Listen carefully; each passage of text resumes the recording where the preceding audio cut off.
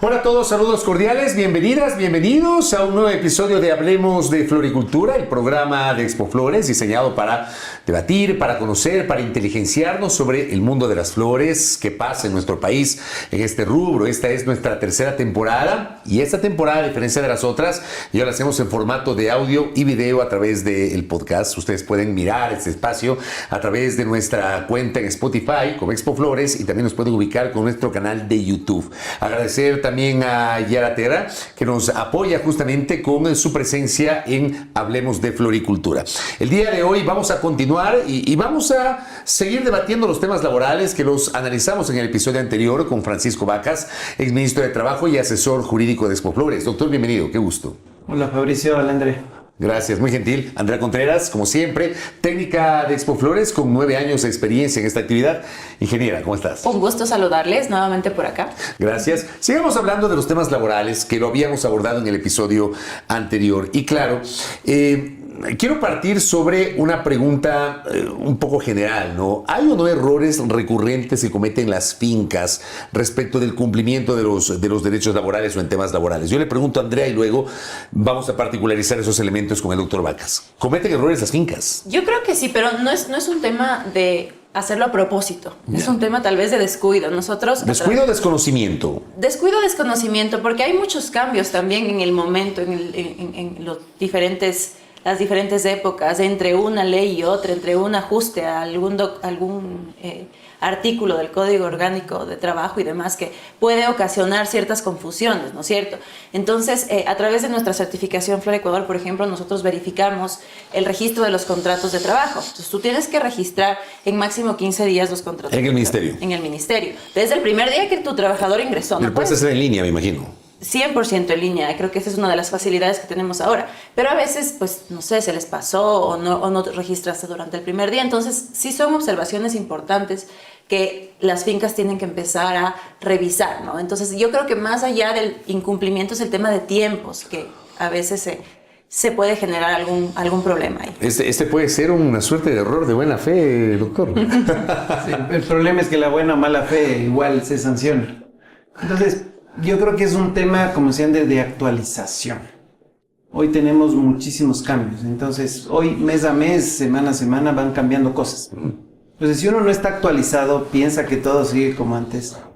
Y en esto ha habido muchísimos cambios. Y en un corto tiempo ha habido muchos cambios.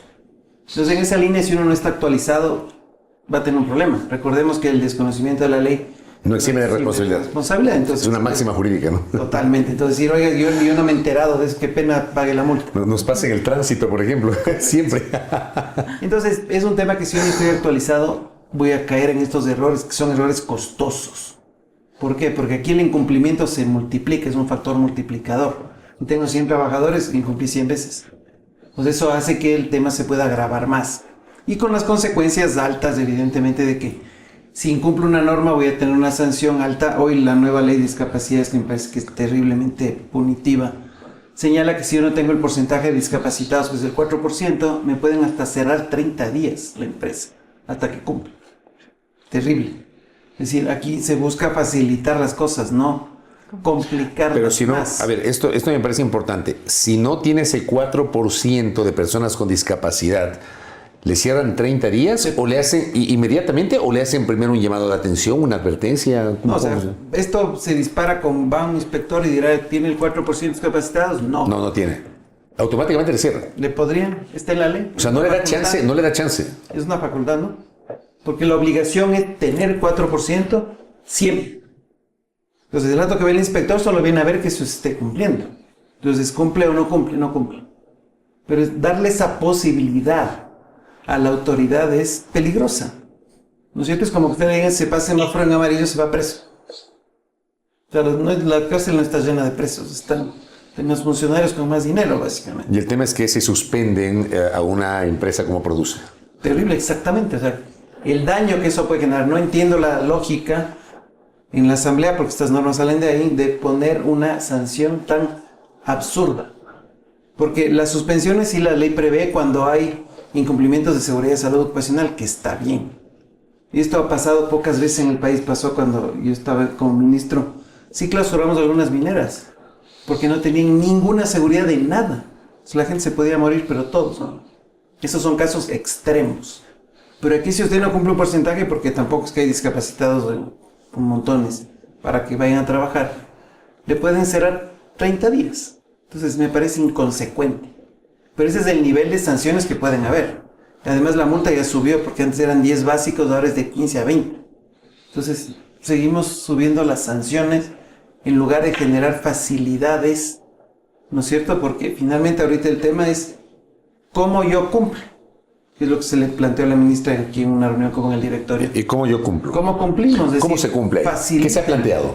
Que se facilite. Es decir, yo necesito ahora, anteriormente, con la anterior ley que se fue cambiada la semana pasada, yo podía cumplir de ese 4% la mitad con sustitutos, ¿no es cierto? Que son parientes de personas con discapacidad severa. Okay.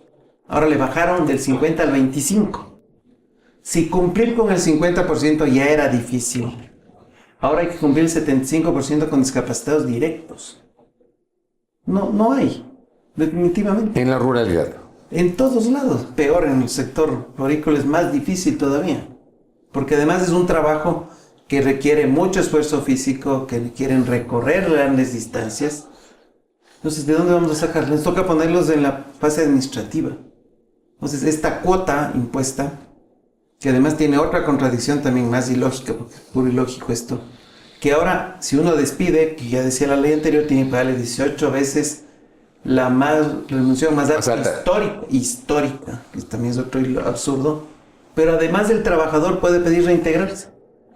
Entonces, le despido, le pago la indemnización que ya es altísima, y el trabajador puede pedir reintegrarse. Entonces, le despido, le pago, pero además tiene que seguir trabajando. Entonces, son normas absurdas. Ahora bien, en este sector florícola, hemos hablado un poquito del tema de los derechos laborales en estas dos últimas emisiones, estos capítulos, para tratar de entender cómo funciona la lógica laboral en el sector florícola. Entiendo que no todos cumplen jornada completa. Entiendo que hay trabajadores de media jornada y trabajadores temporales, Andrea. ¿Cómo se maneja eso? Expliquemos a la audiencia. Depende muchísimo realmente de las épocas de producción, ¿sí? Cuando tú, también de la dinámica de los contratos que tenemos a nivel productivo. Antes teníamos el famoso contrato florícola que te permitía trabajar de lunes a sábado, cierto número de horas, las horas permitidas de ley, repartidas en estos días con un recargo del 25% los días sábados. Después eso se modificó. Tuviste los contratos productivos, cuando fue pandemia tuvimos otros contratos solo por el tema de pandemia y demás, entonces esto se ha ido como que ajustando. Pero las fincas, pues obviamente van tomando lo que se ajusta a su realidad y a sus condiciones de producción. Recuerda que no todas las fincas producen para los picos de producción. Por ejemplo, tienen producción abierta, todo el tiempo están produciendo flor, pero hay otras fincas que en temporada de Madres y Valentín sí necesitas tener mayor mano de obra, incorporar esa mano de obra para poder abastecer la producción de esa temporada. Entonces van jugando un poquito con los contratos que disponemos al momento. Se van organizando con esos contratos con el fin de ¿qué? De cumplir la ley por un lado, porque recuerda que no puedes superar cierto número de horas, y por otro lado para poder tener la capacidad operativa de manejar la producción de la época. Ahora, ¿qué soluciones, doctor Vacas, frente a esta explicación que ha generado Andrea, soluciones viables existen para, por ejemplo, a ese trabajador de media jornada o ese trabajador temporal en estas etapas que ha contado Andrea se le cumplan los derechos laborales, que ese también es un tema que evidentemente siempre se discute, ¿no? Y creo que por eso es que hay estos resquemores respecto del trabajo por horas, recordar la flexibilización. Yo siempre he dicho esto públicamente, me parece a mí que nos fuimos al extremo. Eliminaron totalmente la tercerización y la determinación laboral del trabajo por horas. Nos fuimos completamente al extremo sin entender que hoy hay nuevas realidades, que incluso la pandemia nos ubicó en otras realidades, ¿no? Hay que buscar un punto intermedio. ¿Qué hacer ahí, doctor? Y la solución no es eliminar figuras, es regular. Exacto, coincido. Entonces, la tercerización existe en todo el mundo, pues es algo lo más normal del mundo. Hoy existe en el Ecuador también, pero está regulado.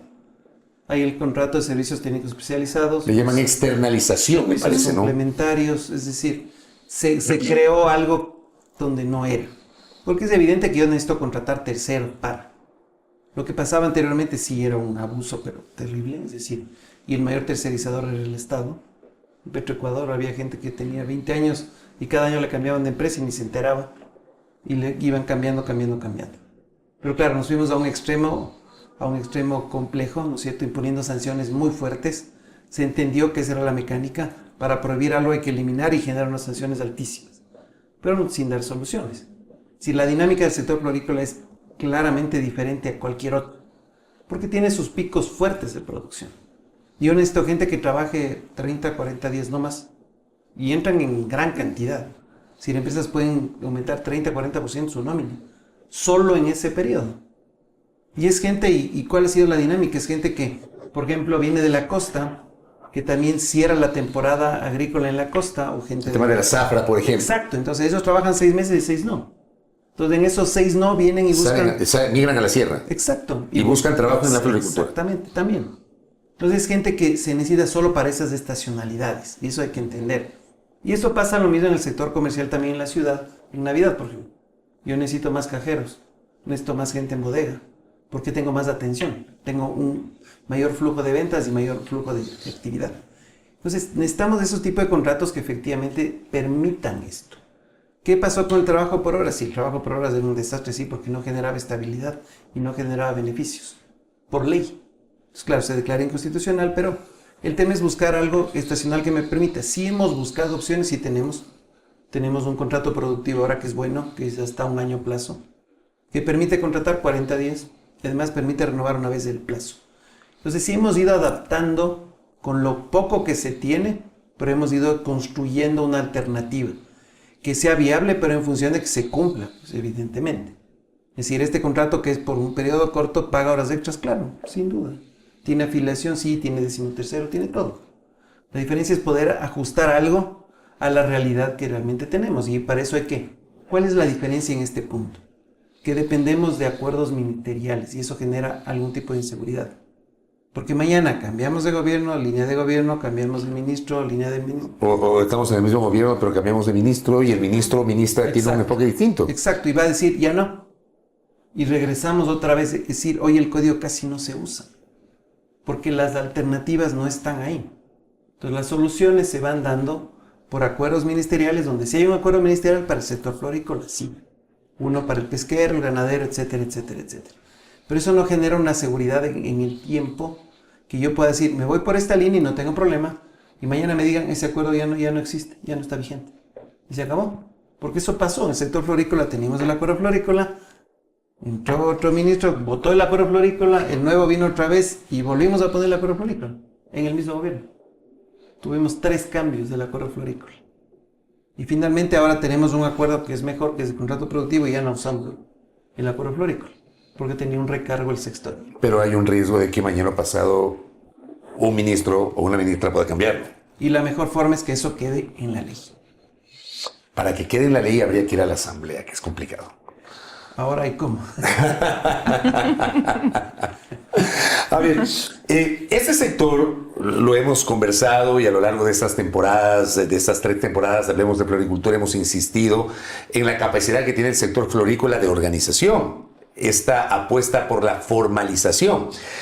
Andrea, ¿qué debería ser o cuál debería ser la contribución del sector florícola para el diseño de una política laboral mucho más aterrizada, que lo ha profundizado en los últimos 2 programas, Francisco Vaca sobre todo, sobre la necesidad de adaptar la normativa a los tiempos modernos? ¿Cuál debería ser el rol del sector floricultor?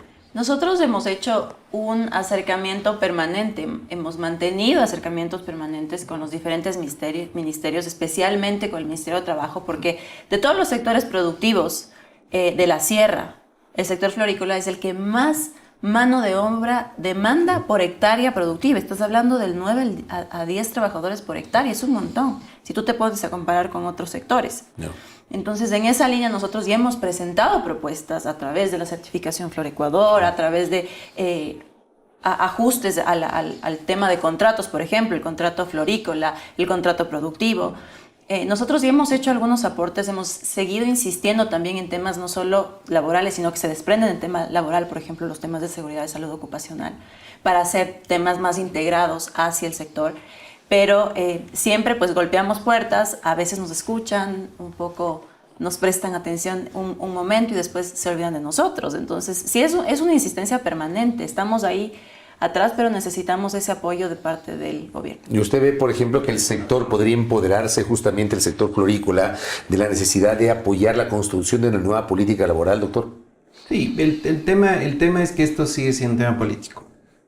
Entonces, cae en un tema político. Cuando debería ser técnico. Totalmente. Es decir, aquí no deberían primar temas o intereses, pero siempre va a haber. El problema de la construcción de las leyes en este país es que siempre se van a ver las oportunidades, ¿no es cierto?, de encontrar algún beneficio.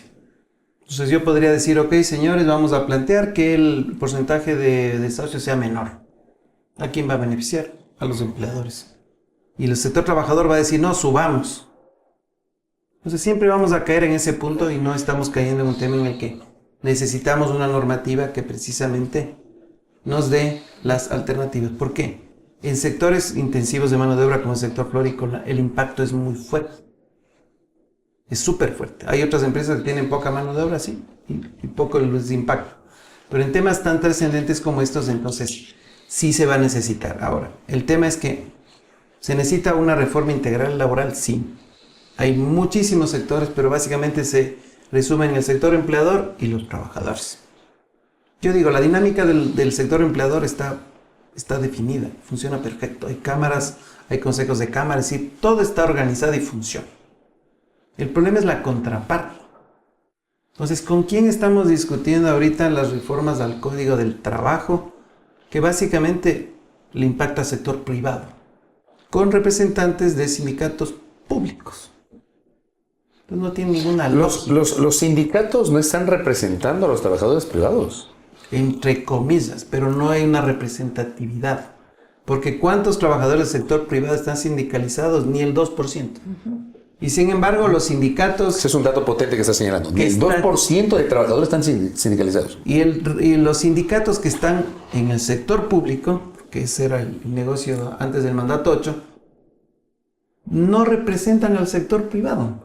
Entonces yo me siento a discutir con un representante de los sindicatos públicos. No tiene ninguna lógica.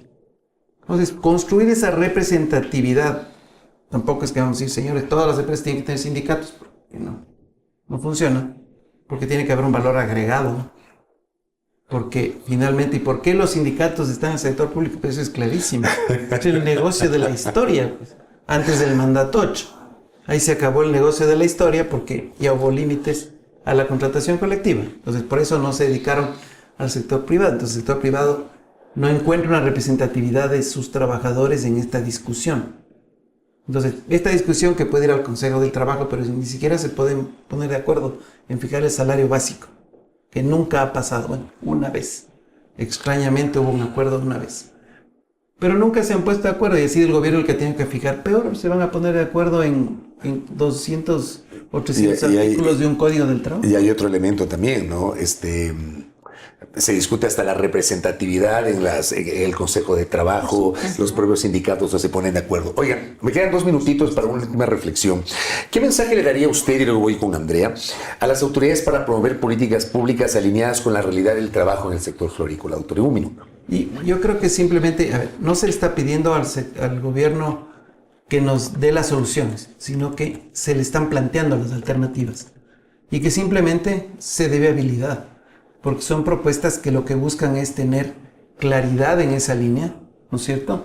Y más que nada tener reglas de juego claras, que es lo que exige cualquier inversionista, sea privado, público, del exterior o nacional.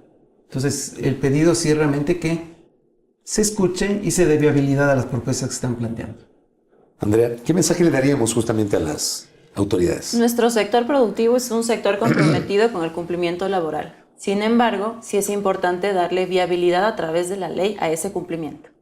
Para mí creo que ese es el mensaje. Ya me dijeron inicialmente un tiempo, todavía tengo 3 minutos. 3 minutos para, obviamente, explorar otros elementos que yo los tenía acá en agenda, justamente que hemos hablado con nuestros invitados sobre lo que está pasando en el sector florícola. Hay una pregunta que se me está quedando en el tintero, Andrea, sobre el enfoque de género.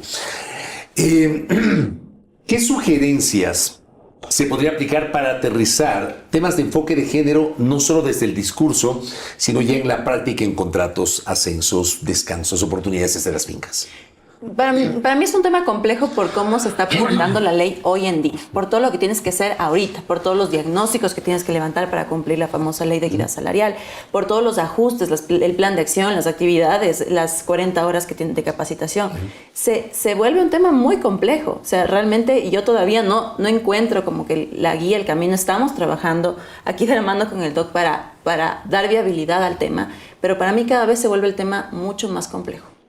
¿Qué opina, doctor? Sí. Sobre este enfoque, ¿no? De género en estos ascensos, contratos, etcétera. O sea, son temas no sencillos, como bien lo dice Andrés, y no es fácil esto.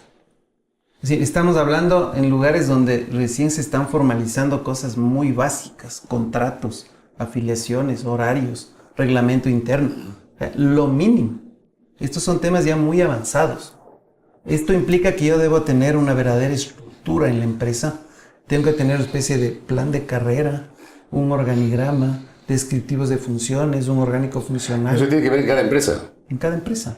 Entonces no son temas simples. Estos temas implican costos, implican inversiones, porque tengo que traer a expertos a decirles, ven a darme viendo cómo armo esto.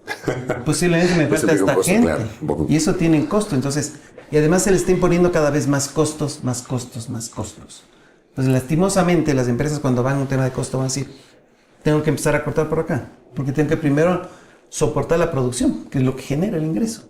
Entonces, esto es contradictorio, es decir, estamos tratando de igualarnos a otros países donde han pasado esto ya, pero décadas, y tratamos de igualarnos a temas que son muy técnicos, muy complejos, no son simples. Entonces, llegar de golpe a alguien que no ha tenido una estructura o una historia de cumplimientos con este proceso no va a funcionar, no va a servir. Entonces estamos hablando de cosas ya bastante avanzadas, pero tenemos que ir progresivamente yendo. El problema es que me pueden multar. Ese es el problema. Entonces no se va entendiendo esa dinámica de, oigan, ustedes tienen 40 horas de capacitación, háganlas en 4 años. Pero ¿por qué fuimos al camino de la multa? ¿Por qué caímos en el aspecto punitivo y no en el aspecto, digamos, de empoderamiento de las normas para que se puedan cumplir y luego pasar a la parte punitiva? Yo tengo un criterio muy mío. A ver, el suyo. La multa es un impuesto escondido. Y es una fuente de ingresos importantísima para el gobierno. Entonces, ¿usted cree que va por ahí? Siempre ha ido. Doctor, gracias. Iba a decir algo. Un gusto. No, nada Ya, más. pensé que iba a decir algo sobre las multas. Que compartí el criterio del doctor. Andrea, gracias por el tiempo. Muchas como gracias, siempre. Qué Fabricio, gusto compartir gracias. espacio. También a Francisco Vacas, Encantado. ilustrándonos. Francisco Vacas, que además es fuente de consulta permanente sobre temas laborales para quienes hacemos comunicación y periodismo. Ambos representantes de Expo Flores. Aquí en nuestro cuarto episodio de la tercera temporada de Hablemos de Floricultura. No se olviden, ustedes nos pueden seguir a través de nuestras redes sociales como Expo Flores. Y este espacio, esta dinámica tipo audio, video, podcast, lo pueden encontrar en la cuenta en Spotify de Expo Flores y por supuesto el canal de YouTube de Expo Flores. Soy Fabricio Vera, un abrazo para todos. Nos reencontraremos en la siguiente emisión de Hablemos de Floricultura. Un abrazo.